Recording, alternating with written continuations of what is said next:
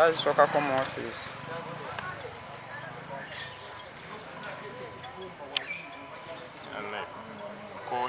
Leero amannya nze Emmanuel Musoke, mukyala wange maama wa Mirembe Desire. Tutambudde emyaka 7 nga tunoonya justice. Naye olunaku olwaleero omulamuzi asaze amazima nti Mathew Kirabo yatta omwana waffe Mirembe Desire yali asoma e Makerere omwaka ogwokubiri. Tulwanye okumala emyaka gino 8 naye kyannaku okulaba nti nno lwe tufunye justice twalibadde maybe tufuna closer nti omuntu eyatta omwana waffe abaddewo mu kooti era n'aweebwa ekibonerezo. Omulamuzi amusalidde omusango nga taliiwo naye n'alagira bekikwatako naffe tusaba public wonna amanyi Mathew Kirabo we yeekwese atuwe information yoba gitwale ku poliisi tulabe nti nno afune ekibonerezo ekimusaanyi.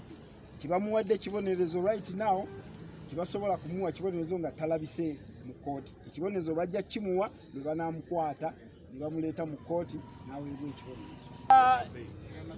Ebyamateeka bizibu nti bail system eno gye baateeka ku bantu abassa abantu yalibadde ekwatibwamu oba erongoosebwamu nti obujulizi bwe bumala okubeerawo obulumika omuntu oyo yatta omuntu yalibadde akuumibwa mu kkomera, kubanga twaleeta abajulizi 12 nga omusibe akyalya butaala. Singa yali akwatiddwa n'abeera mu kkomera twalituuse ku lunaku luno nga naffe tulinako akaseka akagamba nti oyatta omuntu omwana waffe ali mu kkomera, naye bamusalidde omusango ogw'okutta omuntu ng'ate yadduka dda. Maybe alina waali ng'alya butaala nga yeeyagala ekitatuwadde bwenkanya. Yalibadde afuna ekibonerezo kye olunaku olwaleero, naye kati kooti etugambye nti alimala kukwatibwa gye tutamanyi mwaka ki then atandika ekibonerezo kye kyannaku, naye nga ye Uganda yaffe betuleta. Scene of crime and collapses evidence of other crime. This evidence is contained in the recorded video PX11 and the confession statement PX21 and is corroborated by all the evidence that have been reviewed.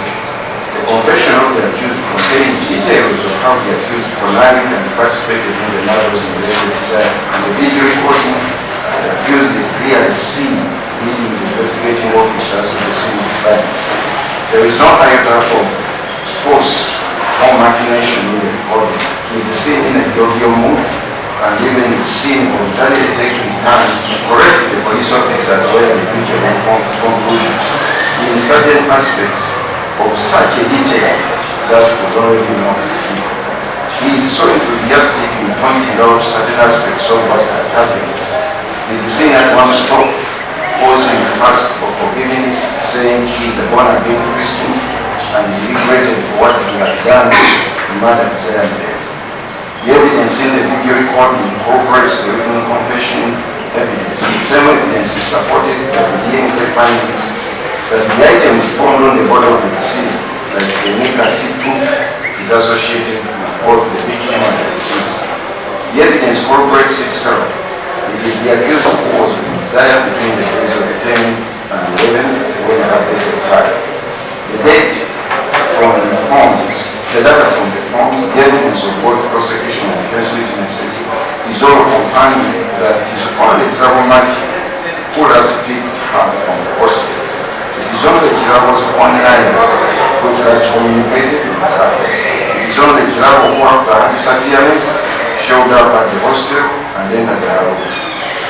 It is Kirabo again who volunteered information to police and led it to reconstruct the scene.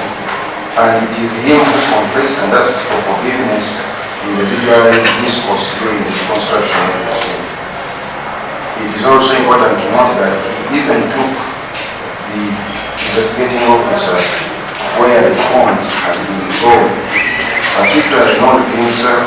seen at the position of places at Kasasiro, and later is seen leading the officers and really prove that this was not a makeup.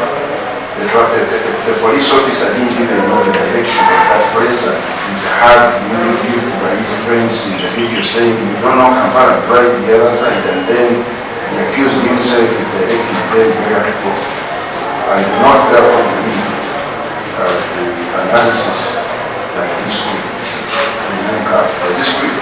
Discrepancies in the description of the economic matter. I have already said that in the Dongo's case, in circumstances in which the statement of the minister, there is always need for cooperation, but the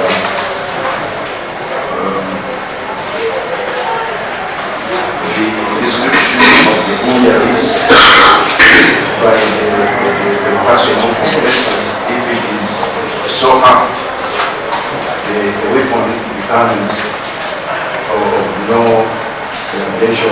In this particular case, the apparent examination of the area simply indicated the knowledge of someone who was implicated in the murder of the deceased. The first ground, according to that case, failed just because of the injury and the exactness in which the one who confessed to the scene described the injuries that were afflicted.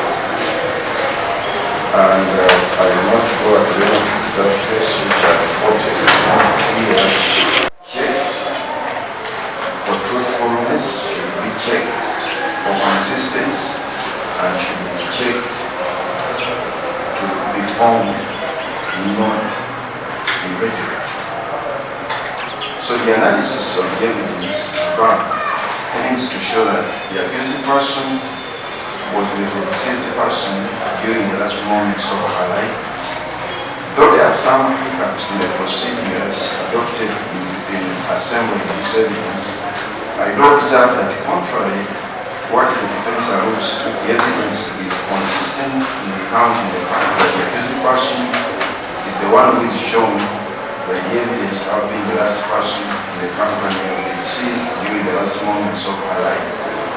This is supported by the testimonies of the evidence reviewing there PW 5, 6, 7, 8, 9, 10, 11, 12, 13, 14, PX 11, and PX 21. The defense was of the opinion that the contents of both PX 11 and 21 should be disregarded on grounds as I have already alluded to, due to those procedure hiccups which they pointed out. However, I found that there were a few irregularities in reporting the confession. For example, the office,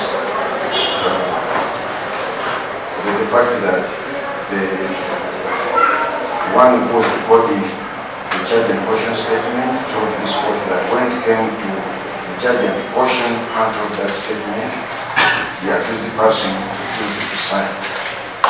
However, these kinds of irregular recordings have been dealt with by the Supreme Court, and the Supreme Court has guided in a number of cases that the confession statement once admitted should be taken as a whole, and if the minor inconsistency does not prejudice the evidence of record, then it should be taken on caution.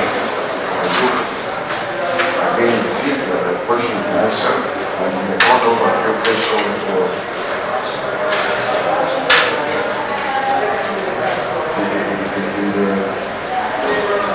the Supreme Court, this matter was considered in alone Safari versus Uganda.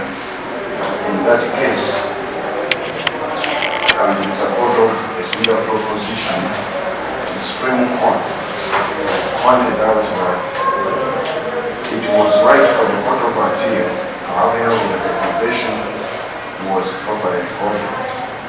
And it is our view that the decisions of both the trial judge and the Court of Appeal regarding confessions which were made in the jury should not, the reasons should be disregarded, that the court upheld the decision on other grounds